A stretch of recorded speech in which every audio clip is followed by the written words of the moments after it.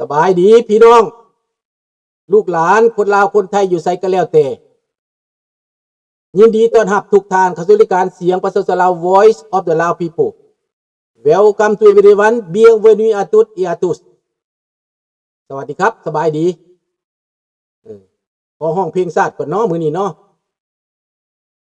ขึ้นสีลือซาอยู่ในอาซีศาสตร์ลาวผูกพันไมตรีหวังสามัคคีฮักพ้องกันฮักศาสตร์ฮักประเทศเขาฮักเจ้าปกเกศเกษาฮักศาสตร์ฮักศาสตร์สมาแต่บุหารมาฮักษาดินแดนบ่ให้ศาสตร์ไทยมาล้วนฮาวีอบอุ่นญาติแย่งสิ่งเอาให้คืนเข้ามาลู่วุ่นวายสู้จนตัวตายต้านทานศัตรูสวยเสพสู้เลือดเนื้อเสพเมาฟื้นฟูผู้เอาบรรเทาทุกข์กันฮักศาสตร์ฮักศาสนาแต่โบราณมาฮักษาดินแดน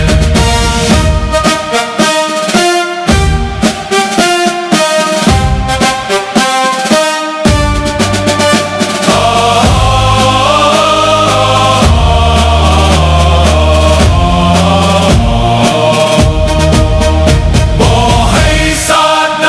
มาล้วนฮาวีลบกวนญาติแย่งสิ่งเอา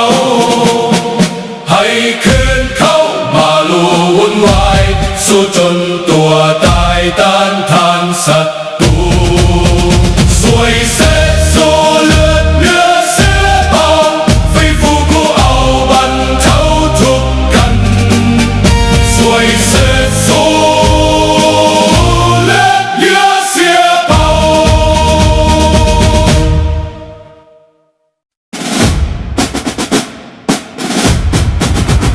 ศาสตร์เราตั้งแต่เดินมาขึ้นสีลือซาอยู่ในอาซีศาสตร์เราผูกพันไมตรีหวังสามัคคีฮักพ้องกันฮักศาสตร์ฮักประเทศเขาฮักเจ้าปกเกศเกษา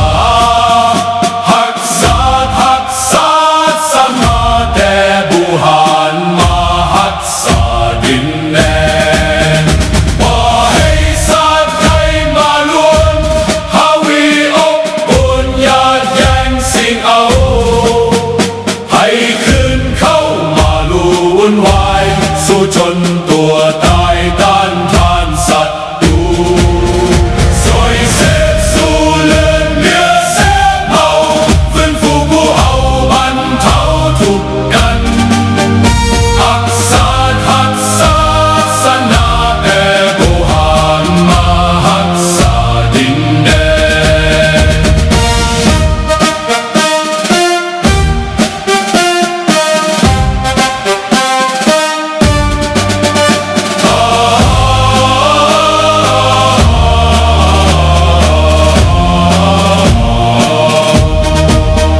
บ่ให้ศาสตร์ใด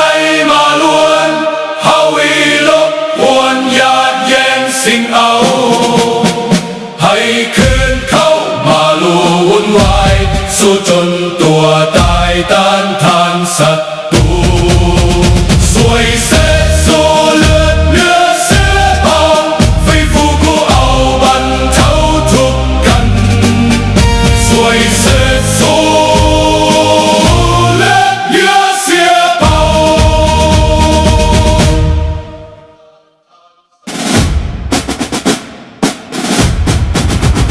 ศาสตร์เราตั้งแต่เดินมา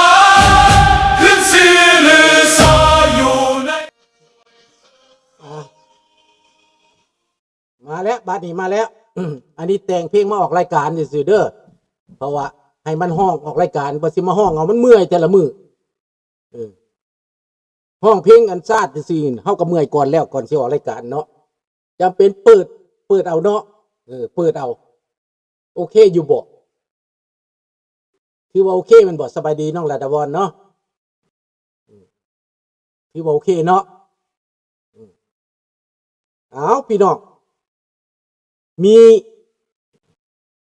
มีข่าวข้าพเจ้าอยากเว้าว่าอนุรักษ์จันทิวงศ์นี่นะที่ได้เป็นรัฐมนตรีอยู่ออสเตรเลียนี่ปรากฏว่าเมืองลาวคนลาวโหมข่าวอย่างนักลาวนอกก็ได้ยินข่าวอยู่แต่เฮาก็ดีใจชื่นชมแต่เฮาย่านตั้งแต่ว่ารัฐมนตรีคนนี้นะย่านตั้งแต่ว่าถึงน้ำอ้อยน้ำตาลของพวกลาวแดงแหละสิแต่งเพลงใส่อยู่เด้อสิแต่งเพลงเป็นภาษาและภาษาอังกฤษส่งไปให้เราแปลว่าจำว่าเป็นก้อนนี้มาเป็นอะไรนี้มานะเป็นรัฐมนตรีแล้วสิซอยพระเผด็จการบ่ไหนพี่น้องเฮาคิดจังไดมื้อนี้น่ะให้คิดเบิ่งเด้อว่ารัฐมนตรีอนุรักษ์อินทิวงศ์นี่นะจันทิวงศ์นี่นะได้เป็นรัฐมนตรีเศรษฐกิจกระทรวงเศรษฐกิจกระทรวงการคลังว่าซั่นไปแล้วก็เป็นคนลาวอพยพคนทำอิฐอยู่ในออสเตรเลียที่ได้เป็นรัฐมนตรีว่าซั่นไปแต่เฮียนสูงนั่นมีหลายทั่วโลกอันนั้นไม่หลายทั่วโลกแต่ว่าอาชีพแตกต่างกันไปคือข้าพเจ้าเว้าเมื่อวานนี้แล้วว่าความรู้กับปานกันกับลูกข้าพเจ้านี่แหละเท่ากัน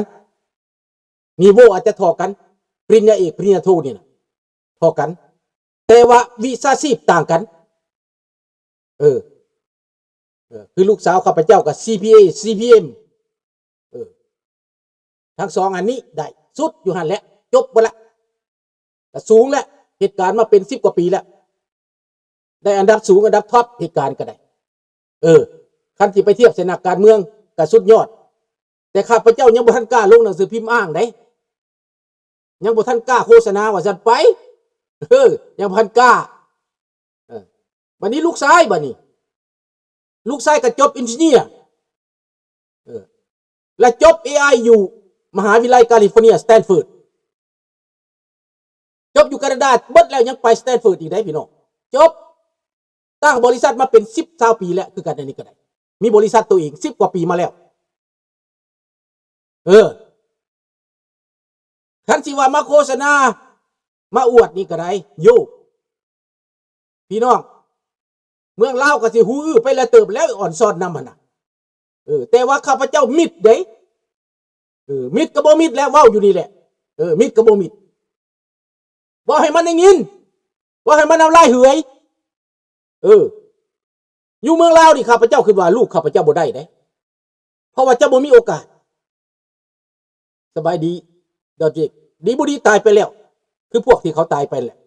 บ่มีโอกาสเพราะมันบ่ให้กินข้าวเด้มันบ่มีข้าวให้กินบ่มีเงินให้เด้มันก็ตายไปบ่ได้มาฮอดอันนี้ข้าพเจ้าพาลุยข้ามน้ำข้ามคลองมาฮอดต่างประเทศอดทุกข์อดยากคือข้าพเจ้าแต่งเพลงนั่นแหละคันที่กั้นใจตายคือนกกั้นใจตายคือสัตว์สาวาสิ่งแต่ยังสงสารลูกขนาดคือข้าพเจ้าแต่งเพลงเนี่ยผู้ฟังบ่คักนี่อาจจะบ่พิจารณาได้นะอาจจะว่าข้าพเจ้าเว้าลิ้นเว้าหัวได้บ่แม่นได้จริงใจจริงจังได้น่ะแต่ว่าเห็น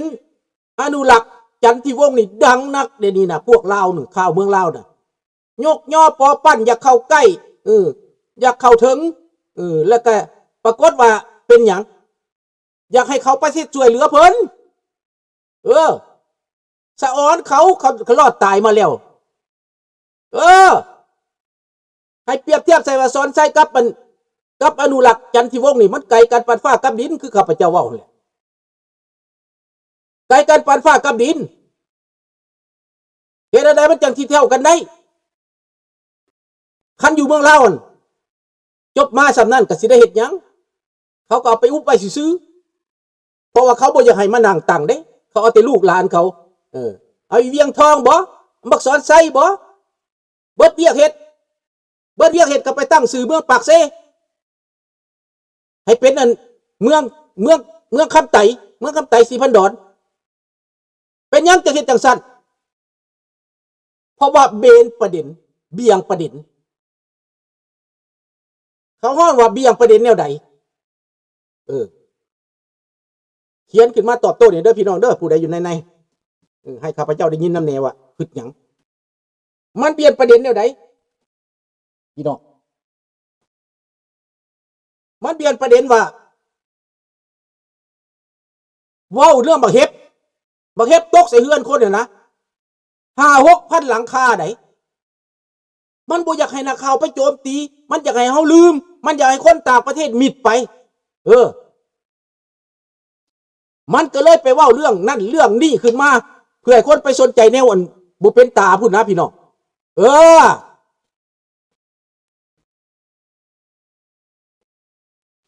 โอ้ยสายนี่ก็ได้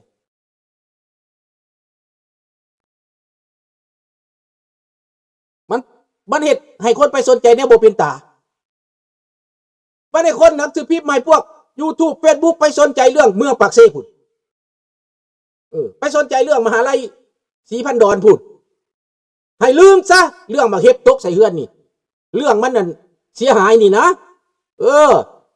แล้วก็ออกข่าวเวไปพุ่นแหละนักข่าวก็เวไปพุ่นคนไทยก็เวไปพุ่นพวกต่างประเทศก็แนมไปพุ่นลืมหลังคาเพลืมประชาชนห้องให้พุ่นเบนข่าวไปใส่อนุรักษ์จันทิวงศ์ออสเตรเลียพูดบ่เว้าได้เรื่องมาเฮ็บมันเสียหายบ่อนใดหั่นน่ะอันนี้แหละพวกลาวแดงนั่นบักท่องรุ่นท่องลอยนั่นมันเป็นแบบนี้สันดานมันหั่นน่ะมันจัดข่าวไปทางนั้นแล้วอ่อนซ่อนนำคนลาวเมืองนอกที่ได้หน้าที่สูงขนาดนั้นบ่เห็นข่าคนเมืองนอกได้ว่าพวกเฮาเจ้ามีเฮือนอยู่บ่ว่าซั่นน้องรัตดาวรเพิ่นถามเจ้ามีเฮือนอยู่บ่ว่าซั่นคนเมืองลาวถามเด้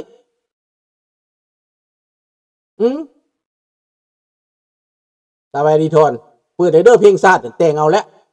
ส่งออกไปแล้วเพลงชาตินั่นฟังอยู่หั่นเด้อ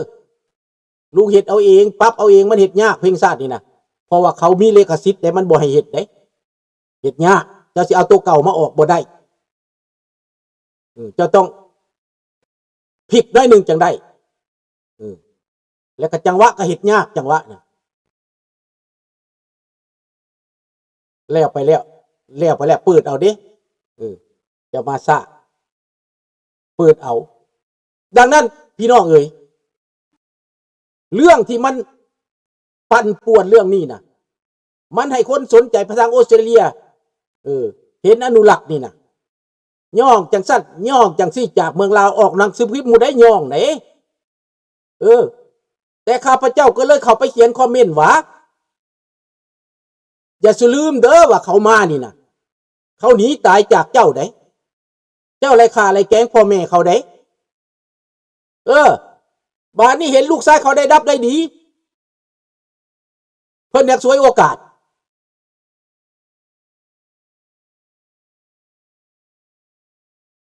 แม่นวะโอ้ยขอโทษหลายๆเด้อ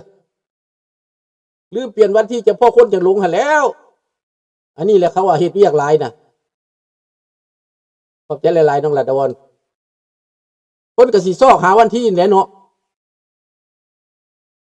อันนี้แล้วเขาว่าเฮ็ดแนวอื่นเฮ็ดหลายแนวพูดได้แล้วขอบใจหลายๆเด้อ